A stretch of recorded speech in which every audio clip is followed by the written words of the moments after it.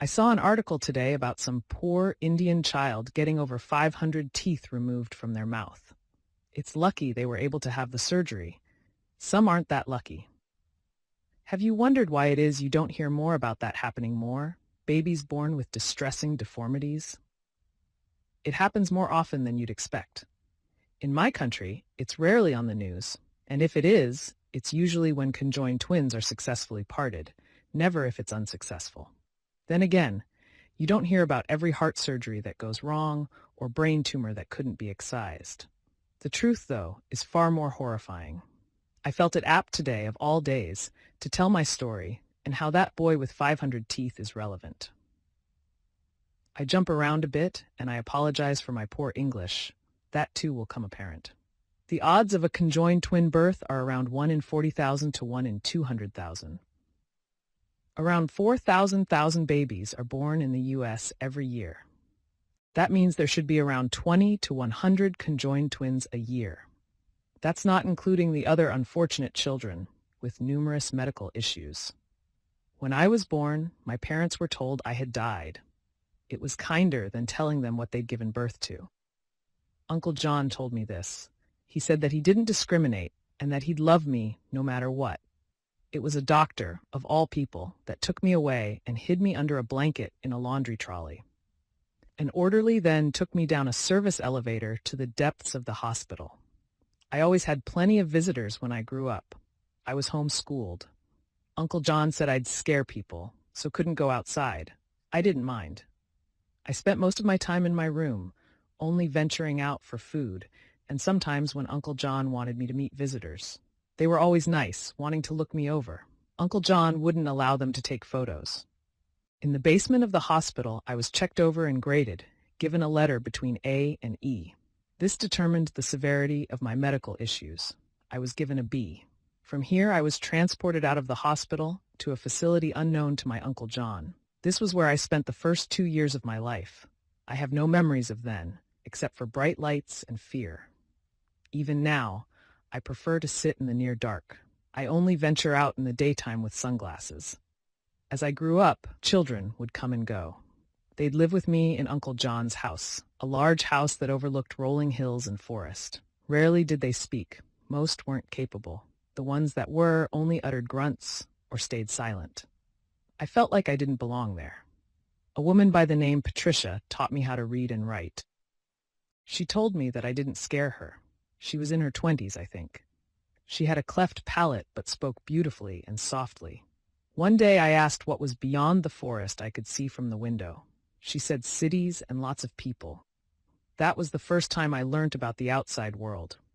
And children came and went. When I was 2, I had a medical exam to confirm my condition. I find irony in this now. I was given a clean bill of health. I would soon meet Uncle John, though it was a few years until I knew his name. Patricia snuck me out once and drove me to the nearest town. The car frightened me, and like Uncle John taught me, I covered my face with my sweater. "You don't need to do that," she told me. Something changed in me that day. Uncle John later said he was only trying to protect me. I didn't see Patricia after that day. I've often wondered what happened to her. I probably know, but thinking about it only hurts. From the facility, I was driven to an estate in the west of the country. From there, I was left in a room. Uncle John said he knew as soon as he saw me that he wanted me, that he'd pay any price necessary. He knew that wouldn't be too much. I know this now. There were plenty of others who were worth more than me, worth so much Uncle John could only dream of.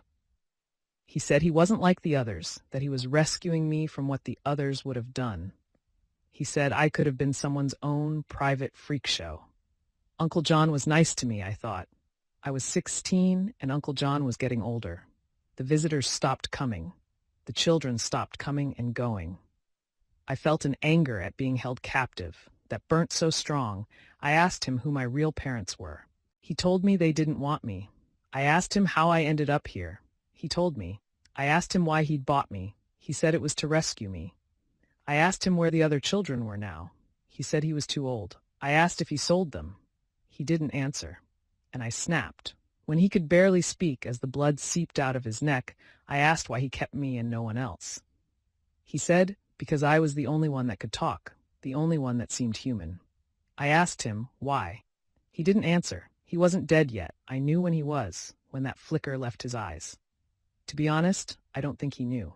Was it just the money? I visited an estate in the west of the country earlier this year. It was a lot different to when I was here. No longer are the products on show. iPads are displayed in front of rooms where you can check the vitals and reams of medical conditions of the occupants within. If I did this right, I can save one a year for the rest of my life. It's not enough. It never will be. The business runs too deeply into the core of our country. I can't stop it. Everyone that's involved, no one speaks. They know what will happen to them.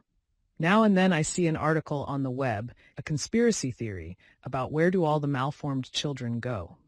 They get a hell of a lot of it right, so much so that maybe someone like me must have talked.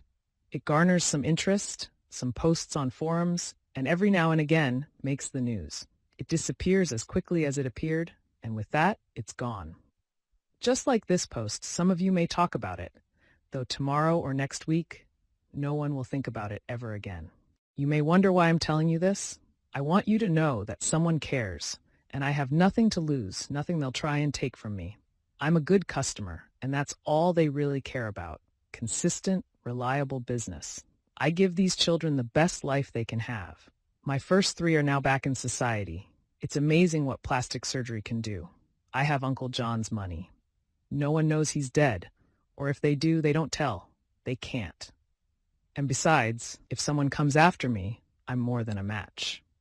I brush my teeth at least 3 times a day, once at breakfast, after meals, and before bed. That's something Uncle John taught me right. He said my teeth were his pride and joy, worth all the money in the world.